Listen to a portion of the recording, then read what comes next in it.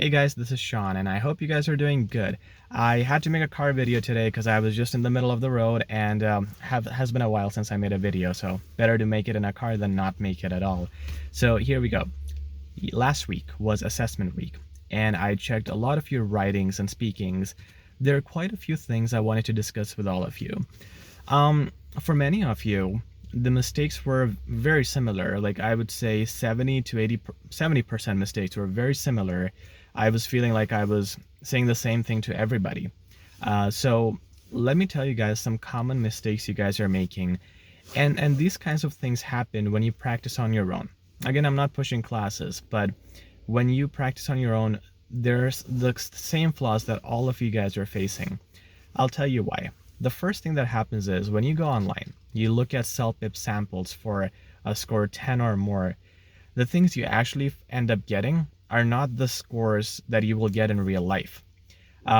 For legal reasons, I cannot take the name of the company, but the most popular places where you can see the online samples of speaking and writing and where people say this is going to get you a 10 plus, it's not true. Those samples that I'm looking at, they will in real life get you just a 7 or 8. That's the truth.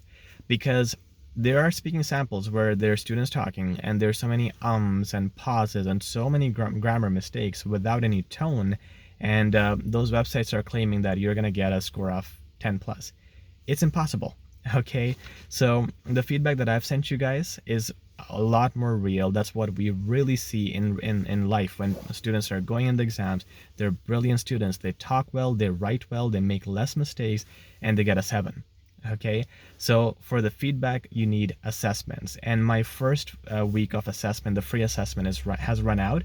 However, if you guys would like, you can always book a free session over Skype. We do an assessment there as well, and that's unlimited. That's forever. Okay, so that's where we can tell you what your real level is.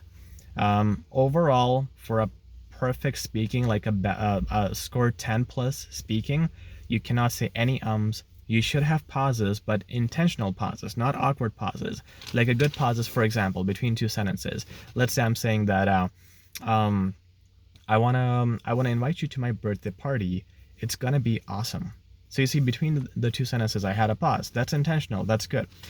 But if I have a pause like this, I wanna invite you to my, that's a problem. That's stuttering, right? That's not fluent. So those pauses are not good. So any speaking with a 9 or 10 plus will not have those kinds of pauses. I promise you that. If you pause like that, they will not give you a 9 or 10.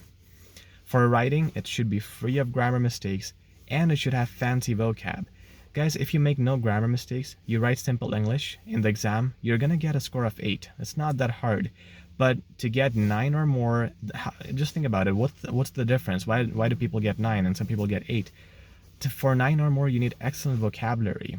So if you're seeing samples online that have simple sentences like, I would like to write this letter to complain about a problem I'm having in my building.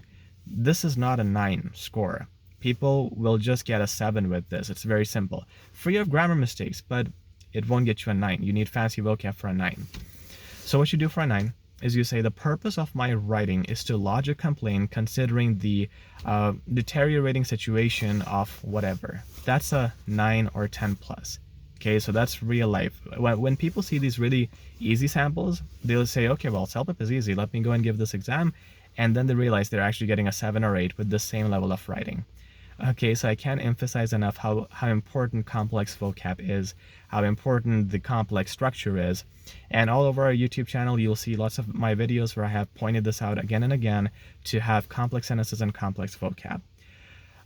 Reading and listening also, well, they're more accurate because you can get a score. You know the correct answers over the total answers. You can get the formula, get your mark.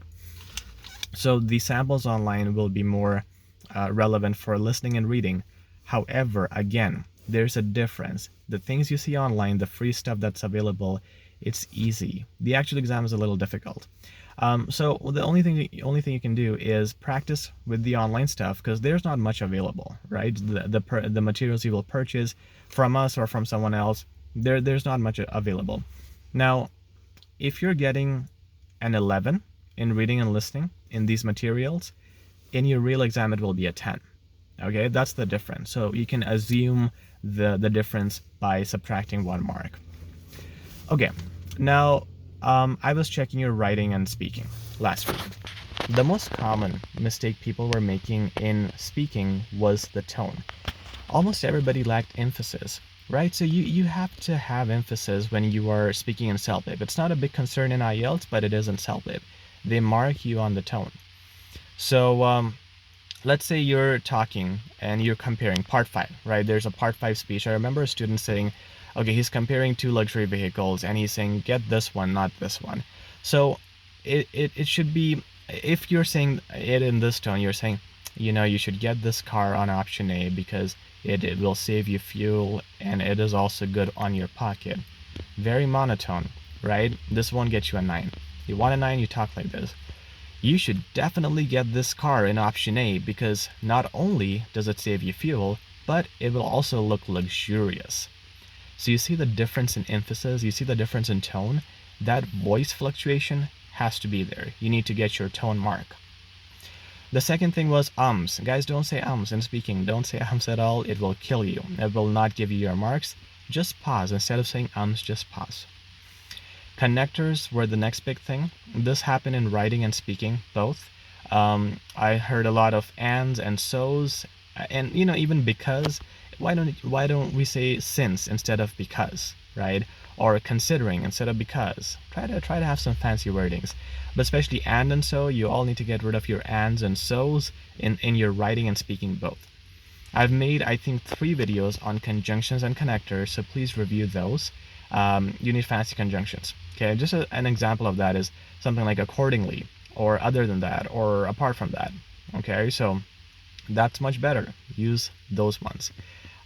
In writing, in task 2, the most common thing I was seeing was firstly and secondly. What was that? On the other hand. Replace those guys. Instead of on the other hand, say nonetheless. Instead of firstly, secondly, you might be better off saying on the one hand and on the other hand, but even that's very common. Much better for you to say accordingly, likewise, moreover, on top of that, what's more. Okay, so go with fancier conjunctions. I got, I think, 30 or more feedback requests last week. And if I'm seeing, as just a teacher with 30 requests, that this is the most common thing, examiners are looking at hundreds of papers every day. And that's what they're seeing every time. Firstly, secondly, firstly, secondly. If you are just one of those papers, you haven't done anything to get a 9 or more. So please use fancy vocab. My YouTube videos are a great resource to learn that, and you would also have you have a lot of online resources with vocab and word lists that you can visit. Okay. In writing, there were lots of grammar mistakes. For that, you guys do need a teacher. You guys do need guidance. If you're doing it on your own, you can use Grammarly.com. That's the only thing you can use on your own. Apart from that, you guys did have a good structure. So I think with my videos, or just by your knowledge, you do know how to have a good structure. Just make sure you have a good conclusion as well. A lot of you were having very simple conclusions in letters, like I hope you talk to me soon, or that's my task 2. That's my personal opinion. Don't have short sentences. Have a long, complex sentence. And again, you can see my videos on writing templates to know how to do that. That's what else should I say? Well, template usage is important. So I mentioned this in all my videos. Yeah, if you haven't seen my videos on IELTS, or sorry, CELPIP writing templates, please do. And if you don't have those, you can request those. And yeah, those are some of my outputs.